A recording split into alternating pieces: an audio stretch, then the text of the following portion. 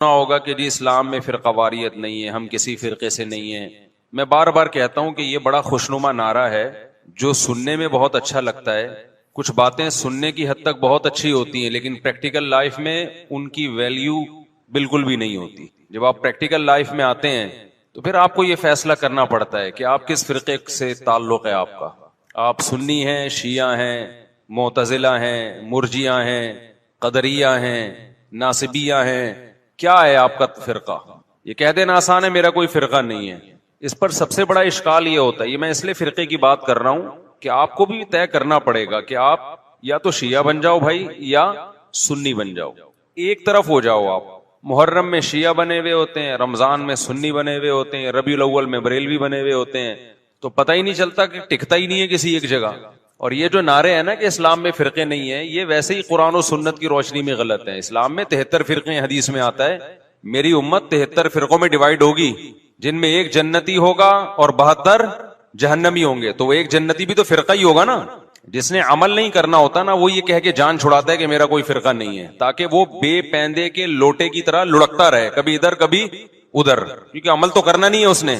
فرقہ واریت نا ایک بڑا ٹاپک بن چکا ہے، ہر آدمی فرقہ واریت کے نام پہ منجن بیچ رہا ہے کہ میں فرقہ واریت نہیں مانتا، میں یہ مانتا ہوں۔ ابے تم بس کر دو یار، بس کرو۔ آپ باتیں کرنے پر گورنمنٹ کی طرف سے کوئی پابندی نہیں ہے، پریکٹیکل لائف میں نہیں چلتا یہ سب کچھ۔ تو جو اہل سنت والجماعت سچی مچی کے تھے، اب اہل سنت والجماعت میں بھی ہر آدمی اہل سنت والجماعت بنا ہوا ہے۔ اہل سنت والجماعت کی جو شارٹ فارم اردو میں آئی اس کو سنی کہا گیا، سنت سے نکلا یہ لفظ، اس کو کیا کہا گیا؟ بولو نا کیا ہو گیا؟ سنی۔ یہ اہل سنت والجماعت کی کیا ہے؟ کیونکہ اتنا ٹائم نہیں تھا پاکستانیوں کے پاس کہ وہ اتنا لمبا نام لیتے اہل سنت والجماعت، تو انہوں نے اس کو کیا کہنا شروع کر دیا؟ وی آر سنی۔ تو ہم کیا ہیں بھائی؟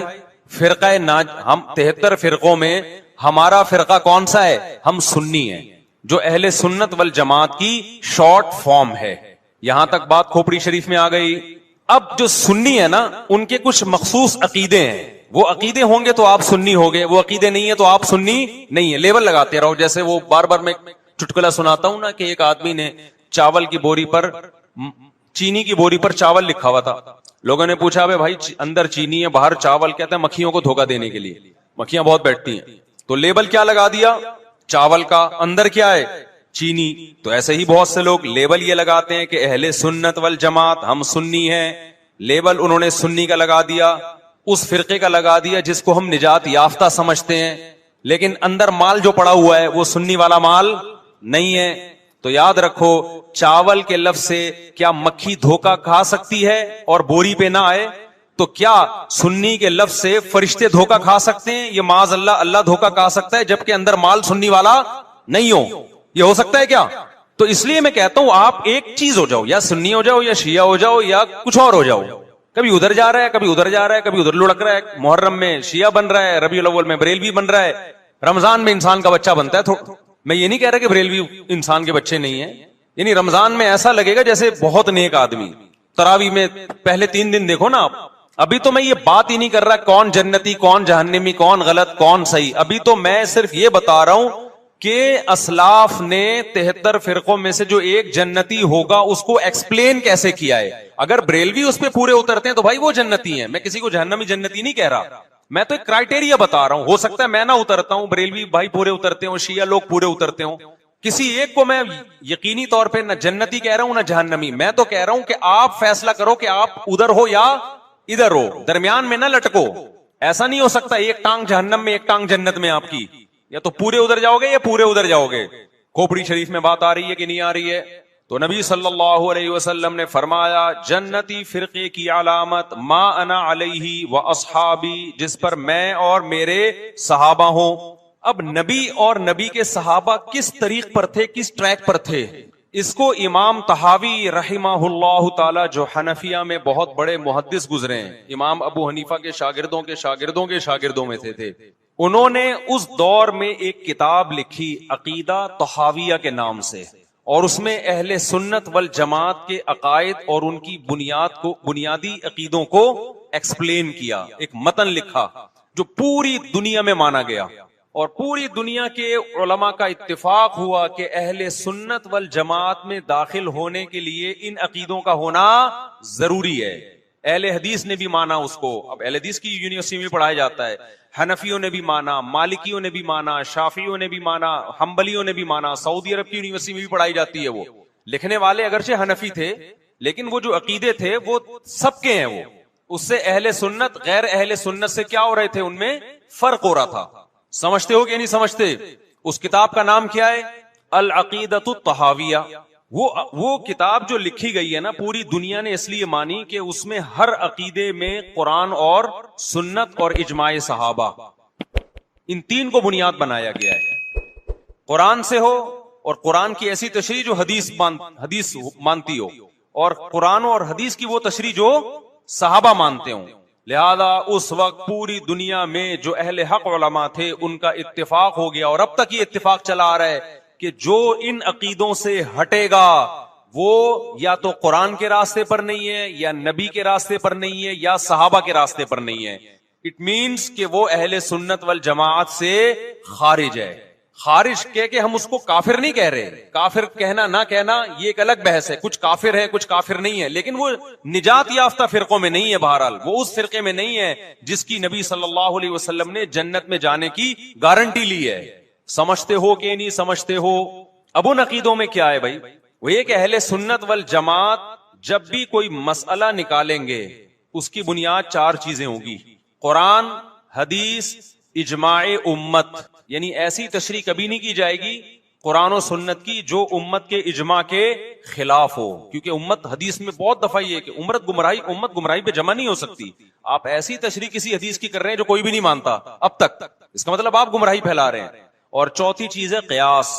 بعض مسائل قرآن و حدیث میں واضح نہیں ہیں لیکن قرآن اور حدیث میں ان کی طرف اشارے ہیں, تو مجتہد کیا کرتا ہے کہ وہ قرآن و حدیث کے ان معنی اور مضمون میں غوطے لگا کے وہ مسائل کا استنباط کرتے ہیں, زمانے کے حساب سے نئے نئے مسائل اخذ کرتے ہیں.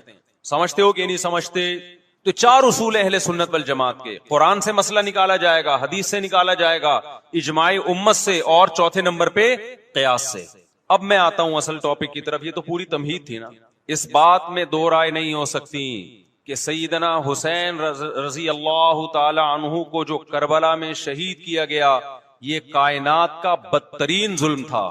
جس نے آپ کی گردن مبارک پہ تلوار رکھی اس کی بدبختی میں دو رائے نہیں ہو سکتی. بہت ہی کوئی شقی اور بدبخت جو نواسہ رسول صلی اللہ علیہ وسلم کے قتل کی طرف بڑھا, بہت ہی کوئی بدبخت اور بدنصیب جو کوفہ کے گورنر ابن زیاد کے کہنے پر نواسہ رسول سے لڑنے کے لیے نکلا, جو اس ظلم کو ظلم نہیں مانتا, وہ بھی اپنے آپ کو جہنم میں جانے کے لیے تیار کر رہا ہے. پھر کربلا میں ایک بڑا ظلم یہ ہوا کہ صرف سیدنا حسین ابن علی کو شہید نہیں کیا گیا, آپ کے ساتھ جتنے مرد تھے سب کو شہید کر دیا گیا. لیکن ہمیں پیغمبر صلی اللہ علیہ وسلم اور صحابہ کی سیرت میں کیا ملتا ہے؟ میں ایک آیت سے آپ کو سمجھاتا ہوں. مشرکین مکہ حضرت ابراہیم علیہ الصلاۃ والسلام کی کے نسب میں ہونے پر اور آپ سے محبت پہ بڑا فخر کیا کرتے تھے کہ ہم ابراہیم کی اولاد میں ہیں, ہم ابراہیم کے دین پہ ہیں.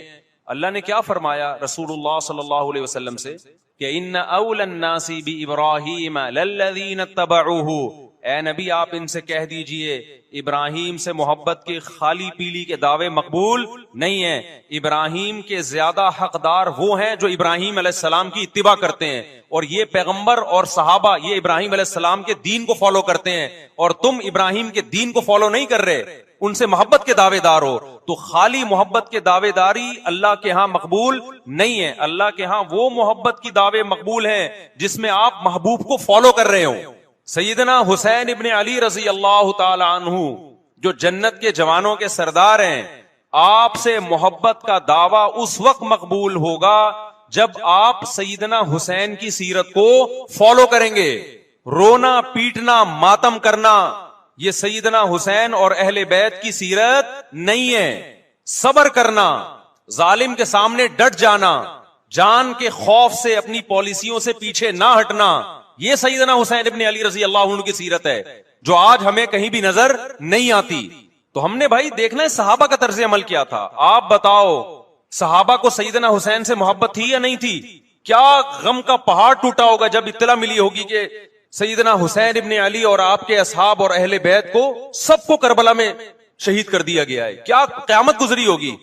کوفہ سے ایک شخص آیا نا, عبداللہ بن عمر سے پوچھنے لگا جو مارنے پر دم کا مسئلہ. انہوں نے فرمایا تم نے پیغمبر کے نواسے کو قتل کر دیا اور مسئلہ یہ پوچھ رہے ہو کہ جو مارنے پر دم آئے گا کہ نہیں آئے گا. ایک طرف تم نے پیغمبر کے نواسے کو قتل کر دیا کربلا میں, اور اب ہم سے آ کے مسئلہ پوچھتے ہو جو مارنا جائز ہے یا نہیں ہے. صحابہ کے ہاں یہ غم کم غم نہیں تھا. دیکھو حضرت معاویہ رضی اللہ تعالی عنہ کے ہاتھ پہ بھی حضرت حسین نے بیعت نہیں کی, لیکن بغاوت بھی نہیں کی. کیوں؟ بغاوت سے فتنے کا اندیشہ تھا. حضرت حسن جو حضرت حسین کے بڑے بھائی تھے, انہوں نے سیدنا معاویہ رضی اللہ تعالی عنہ کے ہاتھ پہ بیعت کی اور اس اختلاف کو ہمیشہ کے لیے اپنی کوشش کے مطابق ہمیشہ کے لیے ختم کر دیا. ختم ہوا نہیں ہوا ایک الگ بحث ہے, لیکن حضرت حسن کا مقصد کیا تھا کہ مسلمانوں کی دو جماعتوں کو میں آپس میں لڑتا ہوا نہیں دیکھ سکتا. لوگوں نے کہا آپ خلافت کے حقدار ہیں, آپ نے فرمایا میں دستبردار ہوتا ہوں سیدنا معاویہ کے حق میں. حضرت حسن بیعت ہو گئے حضرت معاویہ سے اور یہ اختلاف کو کیا کر دیا؟ ختم. حضرت حسین بیعت نہیں ہوئے, لیکن حضرت حسین نے بغاوت بھی نہیں کی. ہر ایک کی اپنی رائے تھی, حضرت حسن کی اپنی رائے تھی. ان کا خیال تھا کہ بیعت ہونا مسلمانوں کے لیے زیادہ مفید ہے, ایک پاورفل حکومت ہوگی, ایک طاقتور ریاست ہوگی, ورنہ لڑتے رہیں گے آپس میں. حضرت حسین کا موقف یہ تھا کہ میں بغاوت تو نہیں کروں گا لیکن بیعت بھی نہیں ہوں گا, کیونکہ اگر بیعت ہو گیا تو اس سے جو خلفائے راشدین کے دور میں جو خلیفہ کی سلیکشن کا طریقہ تھا وہ طریقہ ختم ہو جائے گا. تو میں اگر اس طریقے کو نہیں لا سکتا تو اس کے خلاف کو پروموٹ بھی نہ کروں. میں یہ بھی ایک رائے تھی. میں سمجھا پا رہا ہوں اپنی بات؟ بھائی رائے کا اختلاف ہوتا ہے نا. نبی صلی اللہ علیہ وسلم نے فرمایا اذا اجتہد المجتہد فإن اصاب فلہ اجران وإن اخطأ فلہ اجر واحد. جب کوئی مجتہد اللہ کی رضا کو سامنے رکھ کے اجتہاد کرتا ہے, صحیح اور غلط کا فیصلہ کرنے بیٹھتا ہے, رائے یعنی اس کا مقصد اللہ کی رضا ہو, تو اگر وہ درست نتیجے پہ پہنچے تو 2 ثواب, غلط نتیجے پہ پہنچے تو بھی 1 نیکی اس کو ملتی ہے, اس لیے کہ اس کے بس میں جو خیر خواہی کا کے لیے جو تھا وہ اس نے کر دیا. رائے کا اختلاف ہوتا ہے. تو حضرت حسن رضی اللہ تعالیٰ عنہ بیعت ہوئے حضرت معاویہ کے ہاتھ پہ. سیدنا حسین نہ بیعت ہوئے اور نہ آپ نے بغاوت کی, خاموشی اختیار کی. حضرت معاویہ رضی اللہ تعالی عنہ نے سیدنا حسین کو تلوار کی زور سے بیعت پر مجبور نہیں کیا, بلکہ نواسہ رسول کا خیال کیا اور وصیت بھی کی لوگوں کو. لیکن جب حضرت معاویہ کے بعد یزید جانشین ہوا, اس کی سب سے بڑی غلطی یہ تھی کہ اس نے نواسہ رسول صلی اللہ علیہ وسلم اور آپ کے ساتھ جو چند اہل بیت اور چند صحابہ تھے, اس وقت بھی حضرت حسین نیوٹرل تھے. نہ حضرت حسین نے بغاوت کا ارادہ کیا اور نہ بیعت کرنے کا ارادہ کیا. یزید ابن معاویہ کو چاہیے تھا کہ سیدنا حسین رضی اللہ عنہ کو اپنے حال پہ چھوڑ دیتا, اپنے والد کی طرح. حضرت حسین رضی اللہ تعالی عنہ کو جب کوفہ سے خطوط آئے, یہ میں وضاحت اس لیے کر رہا ہوں کہ حضرت حسین بغاوت کے لیے نہیں نکلے تھے, اس مسلمان حاکم کے خلاف بغاوت کے لیے نہیں نکلے تھے, کیونکہ رسول اللہ صلی اللہ علیہ وسلم کی بہت ساری صحیح حدیث ہے اس بارے میں کہ جو باغی ہے, جو ریاست کے خلاف بغاوت کرتا ہے, اس کو نبی صلی اللہ علیہ وسلم نے اس عمل کو پسند نہیں کیا. تو حضرت حسین رضی اللہ تعالیٰ عنہ کو کوفہ سے خطوط آئے کہ یہاں سارے کے سارے لوگ آپ کے ہاتھ پہ بیعت کرنے کے لیے تیار ہیں. ظاہر ہے جب کسی علاقے کے لوگ دارالخلافہ ہو اور سب بیعت ہونے کے لیے تیار ہوں تو پھر آپ کا جانا یہ بغاوت کا عمل نہیں کہلاتا. حضرت حسین رضی اللہ تعالیٰ عنہ اہل بیت کے ساتھ نکلے. کربلا میں جب پہنچے, مشہور واقعہ آپ 20 دفعہ سن چکے ہیں, وہاں جا کے آپ کو اطلاع ہوئی کہ وہ خبر غلط تھی اور عبید اللہ بن زیاد نے ایک پورا لشکر بھیجا سیدنا حسین رضی اللہ تعالیٰ عنہ کو مجبور کرنے کے لیے کہ میرے ہاتھ پہ آپ زبردستی بیعت ہو جائیں. حضرت حسین رضی اللہ تعالیٰ عنہ نے مطالبے رکھے کہ یا تو مجھے واپس جانے دیے جائے, اور اگر بیعت کرنا ہی ہے تو میں دمشق میں امیر کے ہاتھ پہ جا کے بیعت کروں گا. بہت معقول مطالبے تھے یہ. میرا مقصد ابھی کربلا کا واقعہ بیان کرنا نہیں ہے, اس پہ بہت کچھ کہا جا چکا ہے, خود میرا بھی بیان اس پہ تفصیل سے ہو چکا ہے. اس کے بعد بھی سیدنا حسین رضی اللہ تعالی عنہ کو مجبور کرنا کہ عبید اللہ بن زیاد جو بدبخت انسان جو قاتل تھا اہل بیت کا, اسی کے ہاتھ پہ لازمی بیعت ہو, جبکہ وہ امیر بھی نہیں ہے, وہ گورنر ہے ایک علاقے کا. تو نواسہ رسول کا خیال نہ کرنا یہ بدترین ظلم تھا جو اس وقت حکومت سے ہوا ہے. حضرت حسین رضی اللہ تعالی عنہ, دیکھو نبی صلی اللہ, آج ہم دیکھتے ہیں کہ جو بڑا آدمی ہوتا ہے نا اس کی قربانیاں ہوتی ہیں, اس کی بڑی بڑی قربانیاں ہوتی ہیں. چھوٹے اپنے بڑوں کی قربانیوں کو کیش کراتے ہیں. آپ نے دیکھا ہوگا فلاں نے بڑی قربانیاں دی اور بچے موج کر رہے ہیں, دیکھا نا آپ نے. لیکن اللہ تعالیٰ نے رسول اللہ صلی اللہ علیہ وسلم کے نسب کو اس سے محفوظ کیا. ہمارے نبی کے 2 بیٹے حسن حسین، آپ کی نسل حضرت فاطمہ سے چلی ہے، دونوں شہید ہوئے ہیں. اس میں بہت بڑی حکمت تھی کہ پیغمبر صلی اللہ علیہ وسلم نے سب سے پہلے تربیت اپنے گھر والوں کی ہے. آج لوگ باہر فنٹر بنے ہوئے ہوتے ہیں، تبلیغیں کر رہے ہوتے ہیں، اپنے گھر کی ان کو پرواہ نہیں ہوتی. نبی صلی اللہ علیہ وسلم نے سب سے پہلے جو تربیت کی ہے کس کی ہے؟ حضرت حسن اور حسین کی ہے. تو جب کربلا میں آپ کو چاروں طرف سے گھیر لیا گیا اور آپ کو مجبور کیا گیا کہ آپ نے ابن زیاد کے ہاتھ پہ بیعت کرنا ہے، تو آپ نے اس ذلت کو گلے لگانے سے انکار کر دیا. آپ کو 100% یقین تھا کہ اتنے بڑے لشکر کے سامنے میں ٹھہر نہیں سکتا، اسباب کی دنیا میں فتح کی امید نہیں ہے. لیکن حضرت حسین رضی اللہ تعالی عنہ نے لڑنے کا فیصلہ کر کے اور شہادت کو قبول کرنے کا فیصلہ کر کے ابن زیاد اور اس زمانے کے حکمران جو اس قتل پہ راضی تھے، قیامت تک کے لیے ان پہ لعنت کے سلسلے کا دروازہ کھول دیا. بعض دفعہ اللہ بھی یہ چاہتے ہیں کہ بدبختوں کو ڈھیل ملے تاکہ ان کا جرم سنستدرجہم من حیث لا یعلمون. قرآن کہتے ہیں ہم ان کو ڈھیل دیں گے، ان کو برائی میں ہم آگے بڑھنے دیں گے، ایسے بڑھنے دیں گے کہ ان کو خود بھی پتہ نہیں چلے گا، تاکہ قیامت کے دن ان کا عذاب ان کو کئی گنا بڑھا کر دیا جائے. اب میرے بھائی ہمارے لیے کیا سبق ملتا ہے؟ جب یہ واقعہ ہوا عالم اسلام میں کوہرام مچ گیا، لیکن کیا اس واقعے کے بعد اہل بیت کی جو مقدس اور پاکیزہ عورتیں تھیں، کیا انہوں نے نوحہ کیا یا صبر کیا؟ آپ کا ضمیر کیا کہتا ہے؟ انہوں نے نوحے پڑے ہوں گے یا صبر کیا ہوگا؟ بولو بھائی. صبر کیا. عبداللہ بن عمر رضی اللہ تعالیٰ عنہ جو کوفہ والوں کو ملامت کیا کرتے تھے کہ تم جو مارنے کے مسئلے ہم سے پوچھتے ہو، تم نے حسین کا قتل کر دیا، تو یہ حضرت ابن عمر نے اسی لیے کہا نا کہ آپ کو اس کا غم ہوا تھا. تو ابن عمر کا عمل کیا تھا؟ کیا انہوں نے ماتم کیا؟ کیا انہوں نے چھروں سے اپنے آپ کو مارا؟ حضرت حسین کا قتل بھی ظالمانہ، اور اس سے پہلے سیدنا عثمان کا قتل بھی ظالمانہ. اگر نوحہ یا ماتم جائز ہے تو حضرت عثمان کی شہادت کے دن بھی جائز ہے، حضرت حسین کی شہادت کے دن بھی جائز ہے. اور اگر ناجائز ہے تو جیسے عثمان کی شہادت کے دن ناجائز، حسین کی شہادت کے دن بھی ناجائز ہے. سمجھ میں آ رہی ہے بات کہ نہیں آ رہی ہے؟ قرآن کیا کہتا ہے ایسے مواقع کے بارے میں؟ تلک امۃ قد خلت لہا ما کسبت ولکم ما کسبتم. قرآن جب بھی پرانی امتوں کے واقعات بتاتا ہے، قرآن کہتا ہے یہ ایک قوم تھی جو گزر گئی، انہوں نے جو کیا اس کا بدلہ ان کو ملے گا، تم جو کرو گے اس کا بدلہ تمہیں ملے گا.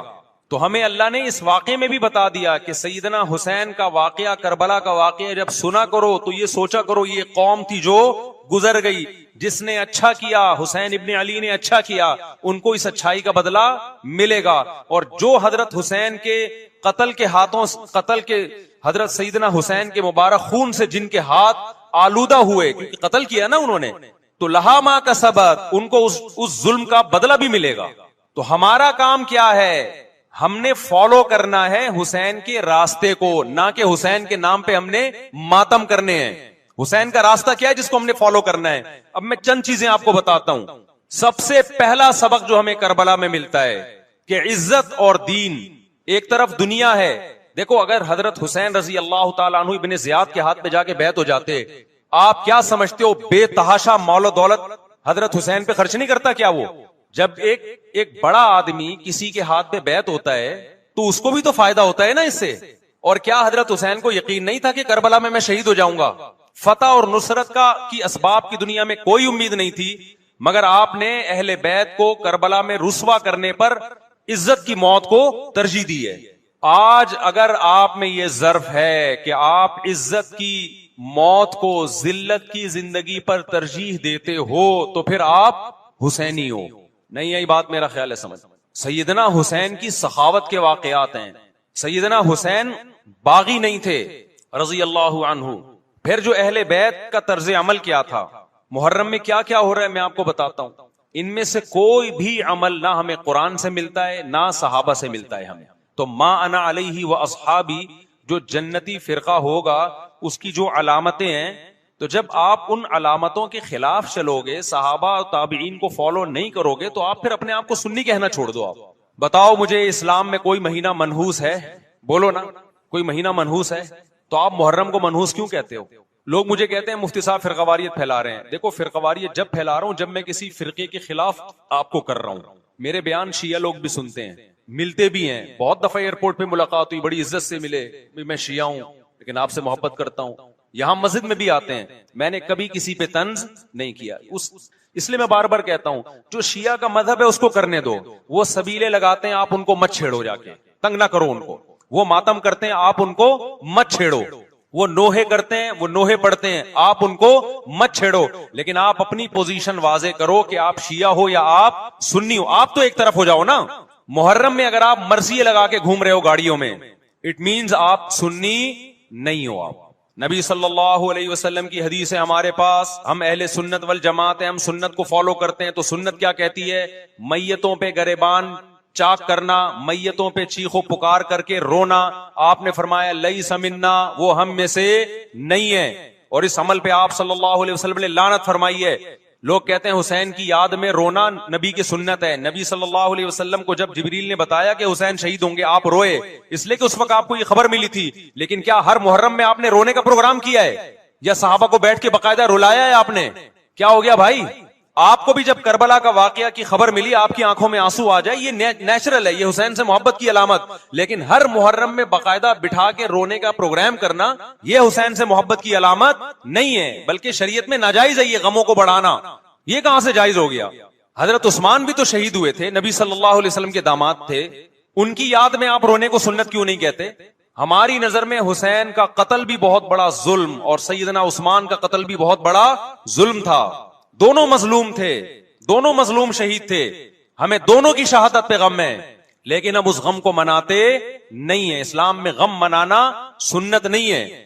دیکھو جعفر طیار رضی اللہ عنہ, نبی کے چچا زاد بھائی, اہل بیت, جب آپ صلی اللہ علیہ وسلم نے ان کو لڑائی کے لیے میدان جنگ میں بھیجا, رومیوں سے لڑائی تھی, حضرت جعفر طیار کی 4 بیویاں تھیں. جب نبی صلی اللہ علیہ وسلم مسجد نبی میں بیٹھے, آپ کو فرشتوں نے اطلاع دی کہ جعفر طیار شہید ہو گئے. آپ صلی اللہ علیہ وسلم کی آنکھوں سے آنسو, یہ آنسو اس وقت نکلے جب عین شہادت کی اطلاع ملی ہے. اس وقت آنسوؤں کا نکلنا محبت کی علامت ہے. آپ نے صحابی رسول کو بھیجا کہ جاؤ آپ کی زوجات کو, بیویوں کو جا کے خبر دو کہ جعفر طیار شہید ہو گئے. کیا قربانی تھی صحابہ کی, آپ دیکھو ایسے جوان تھے جعفر طیار, خوبصورت جوان. غزوہ بدر میں جب مشرکین مکہ نے یہ نعرہ لگایا کہ حل میں مبارز, 3 سردار آئے, انہوں نے کہا پہلے تمہارے اندر سے 3 بہادر آئے, ہم سے لڑیں.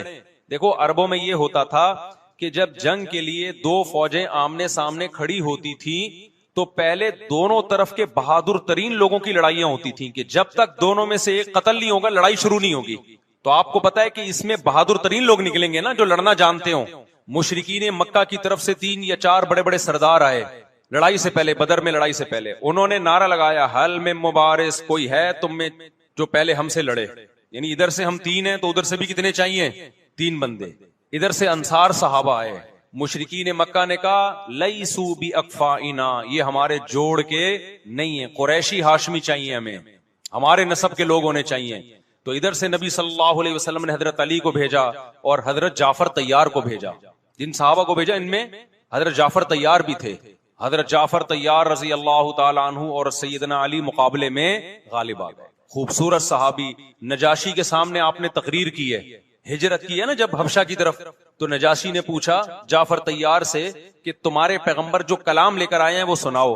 حضرت جعفر طیار رضی اللہ تعالی عنہ نے سورہ مریم پڑھنا شروع کر دی.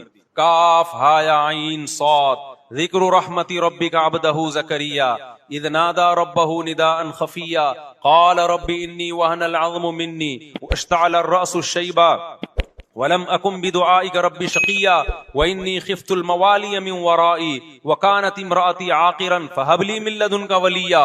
ایسی حضرت مریم اور عیسیٰ ابن مریم کی سیرت کو سورہ مریم میں بیان کیا حضرت جعفر طیار نے کہ نجاشی روتے روتے, اس کی داڑھی تر, اور جتنے پادری بیٹھے تھے سب کی داڑیاں تر ہو گئی روتے روتے. تو یہ تقریر جو نجاشی کے اسلام کا سبب بنے, بادشاہ کو مسلمان کرنے والے کون تھے؟ حضرت جعفر طیار.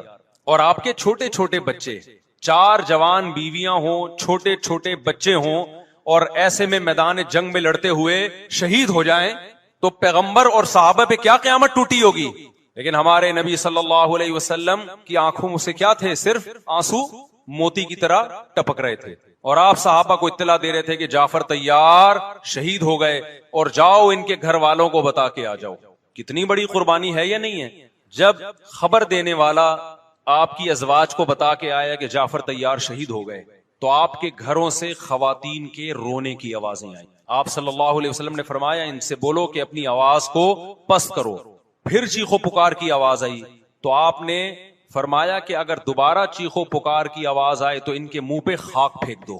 وہ شہید کی بیوہ تھیں، اور شہید بھی کتنے مقدس، ان کو بھی نبی صلی اللہ علیہ وسلم نے نوحہ کرنے کی اجازت نہیں دی۔ اس دن جس دن غم پہنچا ہے اس دن بھی چیخو پکار کی اجازت نہیں دی ہے، تو آپ بتاؤ اگلے سال اس تاریخ کو چیخو پکار کی کیسے اجازت مل جاتی؟ نہیں آئی میرا خیال ہے بات سمجھ میں۔ جب غم پہنچا ہے اس وقت چیخنے چلانے کی اجازت نہیں ہے۔ چھوٹے چھوٹے یتیم بچے حضرت جعفر طیار کے، چھوٹے چھوٹے یتیم بچے، کتنا غم ہوتا ہے جب چھوٹے چھوٹے بچے، ان کا باپ دنیا سے چلا جائے، کتنا ترس آتا ہے ان کے اوپر۔ تو ہمارے نبی کو بھی ان یتیم بچوں پہ بھی ترس آیا، ان بیواؤں پہ بھی ترس آیا، لیکن نہ نبی صلی اللہ علیہ وسلم چیخو پکار کر کے خود روئے، اور نہ آپ نے ان کی ازواج کو رونے کی اجازت دی ہے۔ سمجھ میں نہیں آ رہی میرا خیال ہے بات؟ میرا مقصد شیعوں پہ طنز کرنا نہیں ہے، ان کا جو مذہب ہے ان کو اس پہ چلنے دو۔ میرا مقصد ہے آپ اپنی پوزیشن واضح کرو کہ آپ ادھر ہو یا ادھر ہو، کسی کو تنگ مت کرو، نہ کسی پہ فتوے لگاؤ کفر اسلام کے، نہ کسی کو جہنمی قرار دو۔ اپنی پوزیشن آپ فیصلہ کرو کہ آپ اگر ادھر جانا ہے تو پورے ادھر چلے جاؤ، پھر یہ آدھا تیتر آدھا بٹیر والا معاملہ مت کرو۔ وہ ان کا مذہب ہے بھائی، ان کے علماء ان کو بتاتے ہیں کہ محرم میں کالے کپڑے پہننے ہیں، محرم میں ماتم کرنا ہے، محرم میں کو منحوس سمجھنا ہے، اس میں شادی بیاہ نہیں کرنا۔ ان کے علماء ان کو بتاتے ہیں، ان کو چلنے دو اس پر۔ دنیا میں بہت سے فرقے ہیں، بہت سے مذہب ہیں، ہم کسی کو نہ ختم کر سکتے ہیں نہ کسی کے خلاف نفرت پیدا کر سکتے ہیں، اس سے کوئی چیز حاصل نہیں ہوگی۔ کسی سے نفرت کرنے کی ضرورت نہیں، کسی پہ فتوے لگانے کی ضرورت نہیں، لیکن آپ کو اپنی پوزیشن واضح کرنی پڑے گی کہ میں کہاں کھڑا ہوا ہوں۔ اگر آپ سنی ہو تو پھر اہل سنت والجماعت صحابہ تابعین کو فالو کرتے ہیں، حدیث کو فالو کرتے ہیں، اور حدیث میں ہمیں ماتم کرنا، نوحہ کرنا، گریبان چاک کرنا اس کی پرمیشن نہیں ہے، بلکہ اس سے روکا گیا ہے، اس عمل کو حرام اور ناجائز قرار دیا گیا ہے۔ بات آ رہی ہے سمجھ میں؟ باقی جو شیعہ حضرات کرتے ہیں، ہمارے دوست ہیں شیعہ، میں مذاق میں نہیں کہہ رہا، ملتے ہیں ہم سے، میں کبھی ان سے مذہب کے ٹاپک پہ بات نہیں کرتا، نہ ان کو کبھی چھیڑتا ہوں کہ آپ یہ کیوں کر رہے ہو، یہ کیوں نہیں کر رہے۔ بھائی اس کا مذہب ہے، وہ اس کا فرقہ ہے، جو کرنے دو اس کو، ہم نہیں کرتے، کیونکہ ہم اہل سنت والجماعت میں۔ سمجھ میں آ رہی ہے بات کہ نہیں آ رہی؟ پھر ربیع الاول کا مہینہ آئے گا، اس میں بھی آپ اپنی پوزیشن واضح کرو کہ آپ ادھر ہو یا ادھر ہو۔ دو فرقے ہیں، دیوبندی بریلوی، میں نہیں کہہ رہا کہ کون جنتی کون جہنمی، لیکن بر صغیر میں جن کو دیوبندی کہا جاتا ہے وہ نظر و نیاز تیجے 40 کے قائل بولو نہیں ہے، ان کی کتابوں میں لکھا ہوا ہے، وہ اس کے قائل نہیں۔ اگر کوئی بزرگ ان میں قائل گزرا بھی ہے تو وہ اس کا ذاتی تفرد ہے، اس کو علماء نے فالو نہیں کیا، اس کو ان کی اجتہادی غلطی قرار دیا۔ ربیع الاول میں جلوس نکالنا یا مزار بنانا یا مزاروں پہ جانا اس نیت سے کہ وہاں جا کے ہم کوئی قوالی پڑھیں گے یا کچھ بھی، ہمارے ہاں قبرستان جانا صرف اس لیے ہے کہ آخرت کی یاد تازہ ہو، بس، اس کے علاوہ اور کوئی کانسیپٹ نہیں ہے۔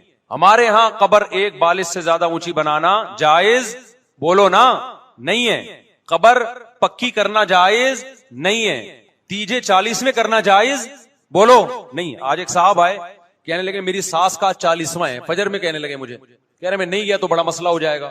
میں نے کہا بھائی ایک فیصلہ کرو، گرین چینل یا وائٹ چینل، ایک طرف ہو جاؤ بھائی، کیونکہ وائٹ چینل میں یہ جائز نہیں ہے، نہ 40واں نتیجہ ہے۔ اب لوگ مذاق اڑاتے ہیں مر گیا مردود نہ فاتحہ نہ درود، بھائی کچھ بھی کہتے رہو تو پھر پورے ادھر کو ہو جاؤ، یا تو پورے وائٹ ہو جاؤ یا پورے کیا ہو جاؤ، پورے گرین ہو جاؤ، پھر تیجا بھی کرو، 40واں بھی کرو، برسی بھی کرو، اور پھر اس کے بعد جھنڈے بھی لگاؤ ہرے رنگ کے۔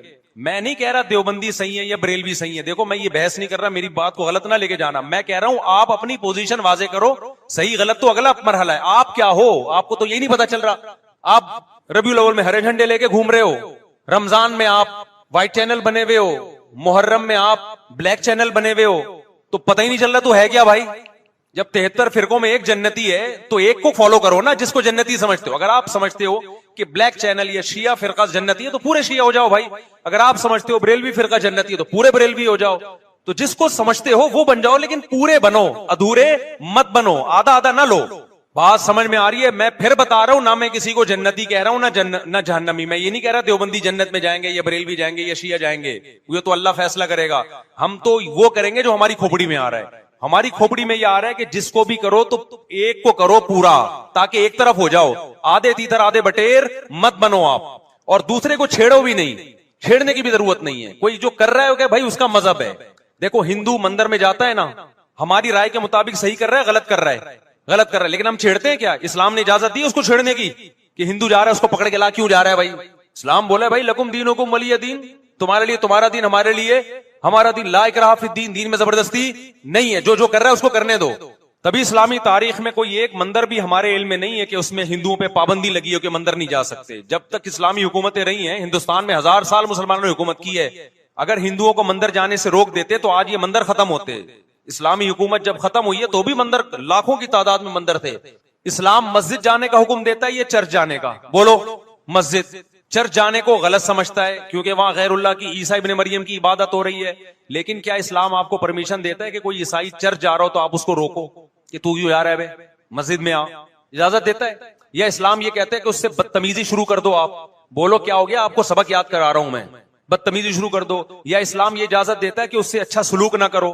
قطعاً اجازت نہیں. بلکہ قرآن تو کہہ رہے ان اللہ یحب المقسطین، جو غیر مسلم تم سے لڑ نہیں رہے میدان جنگ میں، ان سے تمہیں اچھا سلوک کرنا پڑے گا، کیونکہ اللہ اچھا سلوک کرنے والوں کو پسند کرتا ہے. صحابہ کرام غیر مسلموں کو بھی ہدیے دیا کرتے تھے.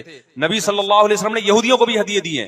تو جو مذہب اسلام کی طرف منسوب نہیں ہے، جب ہمیں ان سے اچھے سلوک کا حکم ہے، تو جو مذہب اسلام کی طرف منسوب ہیں، قطع نظر اس سے کہ وہ اس دعوے میں سچے ہیں یا جھوٹے، یہ تو بحث ایک الگ ہے، لیکن نسبت کس کی طرف کر رہے ہیں؟ اسلام کی طرف. تو ہمیں ان سے بدتمیزی بدسلوکی کی کہاں سے اجازت ہوگی؟ تو میں نہیں کہہ رہا کہ آپ شیعہ بریلویوں سے دشمنی کرنا شروع کر دو، ان کی دعوتیں اٹینڈ نہ کرو، ان سے کاروبار چھوڑ دو، یا ان کو جا کے تنگ کرو، کیوں سبیل لگا کے بیٹھے ہو، کیوں ماتم کر رہے ہو. یہ کام مت کرو آپ. ہمارا ملک اس فرقواریت کا متحمل نہیں ہے، سے فساد پھیلتا ہے. لیکن اپنی پوزیشن آپ واضح کرو. ایک لکیر ہے آپ کھینچ دو. اگر کوئی شخص آپ کے سامنے صحابہ کو برا بلا کہتا ہے، آپ بولو بھائی یہ میری باؤنڈری کیا ہو رہی ہے؟ کراس. میرے سامنے آپ کو ان بزرگوں کے خلاف بولنے کی اجازت نہیں ہے جن سے مجھے عقیدت ہے. اگر یہ کام آپ نے کیا تو ہماری اور آپ کی راہیں الگ الگ.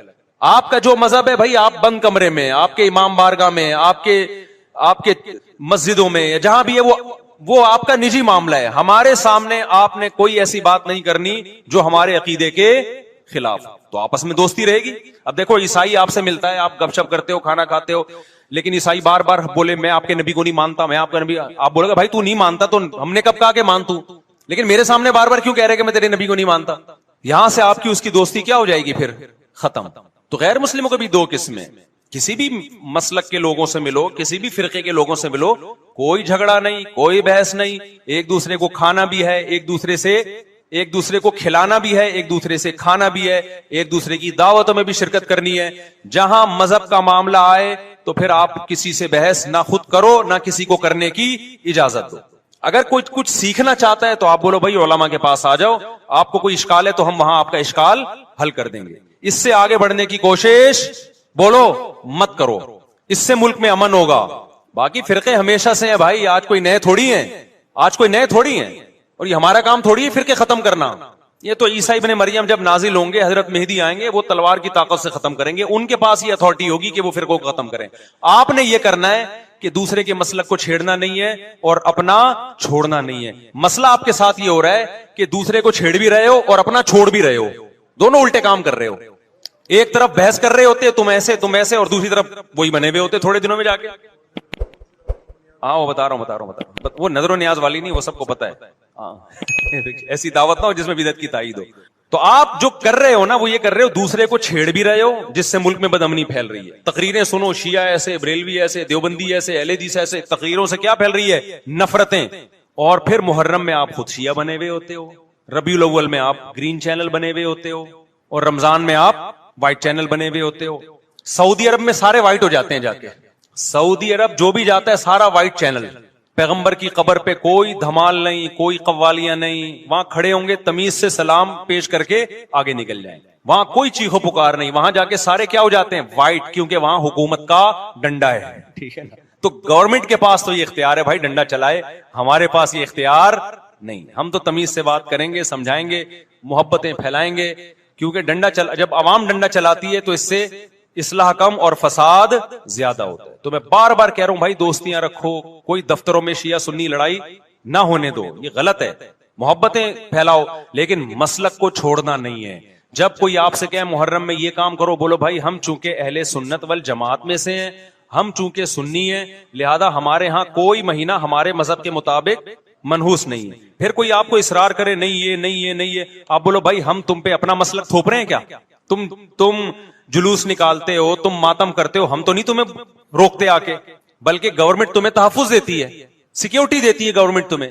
تو جب ہم اپنا مسلک تم پہ نہیں تھوپتے تو تم اپنا مسلک ہم پہ کیوں تھوپ رہے ہو بھائی؟ تو ہم محرم میں بھی شادی کریں گے, ربیع الاول میں بھی کریں گے, سفر میں بھی کریں گے, رمضان میں بھی کریں گے. ہم نے تو 4 کرنی ہے, ہم مہینوں کے حساب سے شروع کر دیں تو پھر ہمارے تو بڑے مسئلے ہو جائیں گے بھائی. سمجھ میں آ رہی بات کہ نہیں آ رہی؟ حضرت جعفر طیار اہل بیت میں سے تھے, کتنی زوجات تھیں؟ 4 تھیں. حضرت علی کی کتنی تھی ایک وقت میں؟ حضرت فاطمہ کے دنیا سے جانے کے بعد 4 تھیں. یہ بھی ہے سنت میں, نکاح کو فروغ دو, یہ اہل بیت کا طریقہ ہے تاکہ سوسائٹی میں زنا کم ہو, بیوہ طلاق یافتہ عورتوں کو ٹھکانہ ملے. خیر, تو اب میں بات سمیٹ کے ختم کر رہا ہوں. لوگ کہتے ہیں محرم میں ہم نکاح کیوں کریں بھائی, فرض واجب تو نہیں ہے نا, چلو حرام نہیں ہے لیکن فرض بھی تو نہیں ہے نا.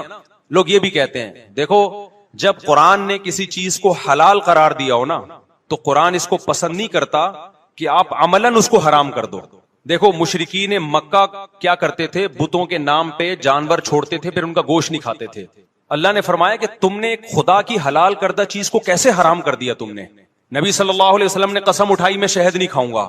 آپ نے فرمایا لما تحرم ما احل اللہ لک, اے نبی جو چیز اللہ نے آپ کے لیے حلال کر دی آپ کیسے اپنے اوپر حرام کر رہے ہیں. اس سے پتہ چلتا ہے کہ اگر آپ محرم میں نکاح کرنا چاہتے ہیں لیکن آپ یہ سوچ کے ڈیلے کر دیتے ہیں کہ بھائی اس مہینے میں لوگ نکاح کو برا سمجھتے ہیں, تو یہ ڈیلے کرنا آپ کے لیے ناجائز ہوگا. کیونکہ لما تحرم ما احل اللہ لک, اللہ نے جس چیز کو تمہارے لیے حلال کیا تم نے کس دلیل کی بیس کے پر اپنے اوپر پابندی لگائی ہے اس پر. ایک تو ہے نا کسی کو شادی کا خیال ہی سفر میں آ رہا ہے, ربیع الاول میں آ رہا ہے, وہ تو ایک الگ بات ہے, لیکن اس کا نکاح محرم میں ہونا تھا, صرف محرم کی وجہ سے وہ ڈیلے کر رہا ہے کہ جی میں ربیع الاول میں لے کے جاؤں گا. یہ ڈیلے کرنا قرآن و سنت پہ زیادتی ہے یا نہیں ہے؟ یہ اللہ کے حلال کو عملاً حرام کرنا ہے یا نہیں ہے؟ نہیں ہے یہ بات سمجھ میں. پھر اگر کوئی شیعہ آپ سے کہتا ہے کہ بھئی آپ ہمیں چھیڑنے کے لیے یہ کام کر رہے ہو, آپ بولو نہیں بھائی ہم آپ کو چھیڑنے کے لیے نہیں کر رہے, آپ کا مسلک ہے, آپ اس پر عمل کریں, ہمیں اس پہ کوئی اعتراض نہیں ہے. لیکن ہم کس کے پر عمل کریں گے؟ ہم اہل سنت والجماعت ہیں. کتنے صحابہ ہیں, خود نبی کی نکاح محرم میں ہوا ہے. اور ویسے بھی ہمارے ہاں شہادت ایک منحوس عمل نہیں ہے, شہادت ایک مبارک عمل ہے. 10 محرم پہلے سے فضیلت والا دن تھا, محرم پہلے سے فضیلت والا مہینہ تھا. حسین ابن علی کی شہادت سے اس مہینے کے تقدس کو 4 چاند لگ گئے اور مقدس ہو گیا یہ مہینہ. یہ کیسی بات ہے جو شہادت کا دن ہو ہم اس کو منحوس قرار دے دیں؟ بھائی ہمارا یہ جگرا نہیں ہے. سمجھتے ہو کہ نہیں سمجھتے ہو؟ تو اس لیے محرم میں اگر کسی نے نکاح کرنا ہے اس کو ڈیلے مت کرو میرے بھائی. لوگ کہتے ہیں فرض تو نہیں ہے نا, آپ اگر اس کے نحوست منحوس ہونے کی وجہ سے ڈیلے کر رہے ہو تو پھر آپ پہ فرض ہوگا کرنا. کیوں؟ اس آیت کی روشنی میں لما تحرم ما احل اللہ لک, اے نبی جس چیز کو اللہ نے حلال قرار دیا آپ کس دلیل کی بیس پہ اس کو اپنے اوپر حرام کرتے ہیں؟ سمجھتے ہو کہ نہیں سمجھتے؟ تو اسی طرح یہ جو باقی کام محرم میں ہو رہے ہیں, مرثیے سن رہے ہیں لوگ, نوحے سن رہے ہیں, رکشے والوں نے بھی لگائے ہوئے ہیں, تو بھائی شیعہ حضرات کا مسئلہ کہ ان کو کرنے دو, آپ یہ عمل مت کرو. اگر آپ سنی ہو تو پھر اہل سنت والجماعت کے ہاں میتوں پہ رونے کے مرثیے یہ جائز نہیں ہے, کیونکہ اس سے غم بڑھتا ہے. ہمارے نبی نے جعفر طیار رضی اللہ عنہ کی زوجہ کو, جن کا حقیقی غم تھا اس وقت, ان کو نہیں رونے دیا, تو ہمیں کیسے آپ صلی اللہ علیہ وسلم چیخو پکار کی اجازت دیں گے؟ اسی طرح محرم میں سبیلے لگانا, اس کی بھی کوئی دلیل نہیں ہے. سیدنا حسین ابن علی وہ تو پیاس ظلم سے شہید ہوئے. وہ ایک طرف آپ کہتے ہیں وہ پیاسے تھے, ان کو پانی نہیں ملا, دوسری طرف آپ اس دن میں لوگوں کو پانی پلا رہے ہیں, تو اس کی لاجک بھی نہیں بنتی کوئی. اسلام نے 10 محرم کو روزے کا دن قرار دیا, روزہ اور سبیل جمع نہیں ہو سکتے. سمجھتے ہو کہ نہیں سمجھتے؟ آپ کہہ سکتے ہیں کسی کو پانی پلانے پر کون پابندی لگا سکتا ہے؟ پانی پلاؤ بھائی پورے سال، اسپیسیفک ان دنوں میں کیوں پلا رہے ہیں آپ؟ تو جو شیعہ حضرات ہیں ان کا مسلک ہے، ان کو کرنے دیں. میں بار بار اس لیے کہہ رہا ہوں ایسا نہ ہو چھیڑ چھاڑ شروع کر دے جا کے. پہلے ہی ملک میں لڑائیاں بہت ہو رہی ہیں، دوبارہ ایک نئی جا کے پتا یہاں بھی سبیل لگی ہوئی ہے، جا کے ان کو چھیڑنا شروع کر دو. سبیل کیوں لگا؟ چھیڑنے کی اجازت نہیں ہے کسی کو. آپ نہ لگائیں نہ پیئیں. بولے بھائی ہمارے لیے محرم ایسا ہے جیسے دوسرے مہینے ہوتے ہیں، 4 مہینے محترم ہے، محرم، رجب، ذی قعدہ، ذی الحجہ. تو جتنا ذی قعدہ ذی الحجہ ہے اتنا ہی محرم اور رجب ہے. تو جیسے ان مہینوں میں نارمل رہتے ہو اسی ان میں بھی ہم نے ایسے ہی رہنا ہے. سمجھتے ہو کہ نہیں سمجھتے ہو؟ اور حلیم کی دیگیں مت پکاؤ محرم کی راتوں میں. حلیم کھا سکتے ہو جب چاہو اس خاص ان دنوں میں. اور ویسے بھی جو لوگ پوری رات حلیم کے دیگڑے میں گھوٹے لگاتے ہیں صبح روزہ نہیں رکھتے ہو. کیا خیال ہے جب آپ پوری رات دیگڑے میں گھومتے رہو گے؟ دیکھا نہیں یہ پوری رات دیکھ کے اندر گھومتے رہتے ہیں جیسے موت کے کنویں میں نہیں بائک چلاتا بندہ. تو صبح روزہ رکھے گا ایسا آدمی؟ تو یہ ساری چیزیں آپ کو اس کام سے روکتی ہیں جو سنت سے ثابت.